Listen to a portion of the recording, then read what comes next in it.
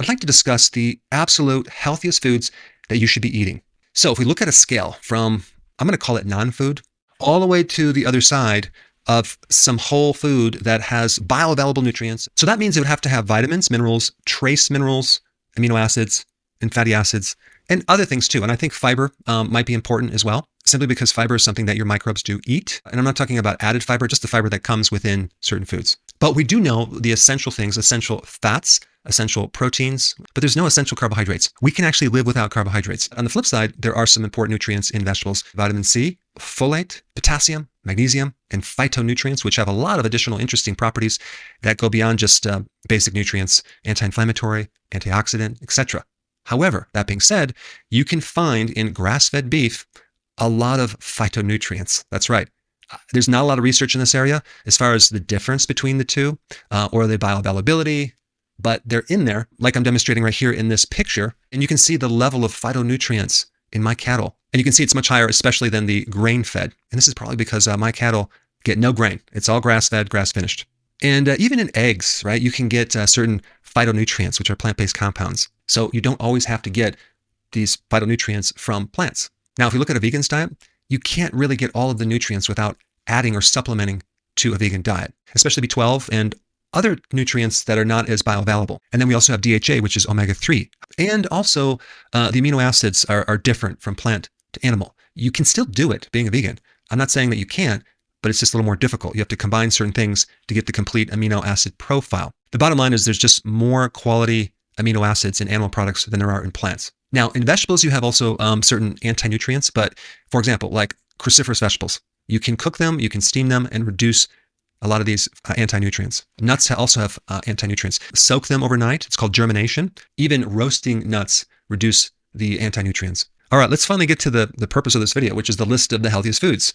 Number one, beef, as in red meat, the exact food that everyone's saying to avoid. And I'm not talking about grain-fed, I'm talking about grass-fed, grass-finished. And so you can't just lump in grass-fed cows that are on pasture, that are rotated with all the processed meat. And also, I've never met anyone who is allergic to beef. Beef is high in glutamine. Glutamine heals your gut. In fact, it's the highest source of glutamine. And so many people have gut inflammation. This is why someone that goes on a beef diet or a carnivore diet starts to heal their gut and a lot of other inflammatory conditions. You notice I didn't say chicken.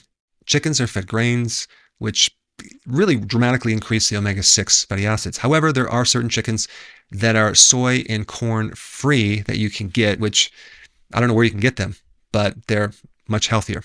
All right, number two, wild-caught fatty fish, like salmon, for example. I mean, an average person, at least in the US, consumes 32% of all their calories in the form of these seed oils. And number three, which is shellfish, clams, oysters, shrimp, lobster, crab, things like that.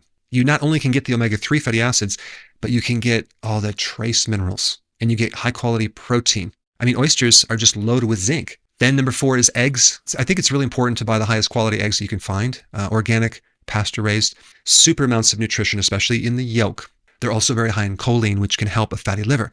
Okay, number five is fermented vegetables. I'm mainly talking about either sauerkraut or kimchi, and the reason I put those on the list is because they're great probiotics. But sauerkraut has like 10 times the vitamin C of any vegetable. It's loaded with the prebiotics, the fiber, and the probiotics, which are the microbes. Plus, it's made from cabbage, which has a lot of great things for gut health, glutamine. And I think a lot of people don't realize that these microbes contribute so much to your health. I mean, just take a look at what happens after an antibiotic to your health. It goes right down the tubes. So we need to emphasize foods for our probiotics. All right, number six, I'm going to include the leafy greens. That could be anything from arugula to spinach to just high quality lettuce that's grown on soil. You also have folate, vitamin C, you have potassium, and magnesium. Yes, it's true that spinach is high in oxalates, but if you consume cheese with spinach, or you cook your spinach, you can reduce oxalates. Number seven, organ meats. I personally don't like liver, even though I know it's super healthy. I can't eat it for some reason, but I do like cod liver, and I get it in a can. It's loaded with omega-3 fatty acids, and it has a lot of other good things, and I like the taste. It doesn't taste like liver. Number eight, certain herbal spices. And I'm talking about garlic, onion, sage, thyme, sea salt, which is not an herb, but it's just something I want to throw in there, basil, and cinnamon. All these herbs have special compounds that can help in various ways.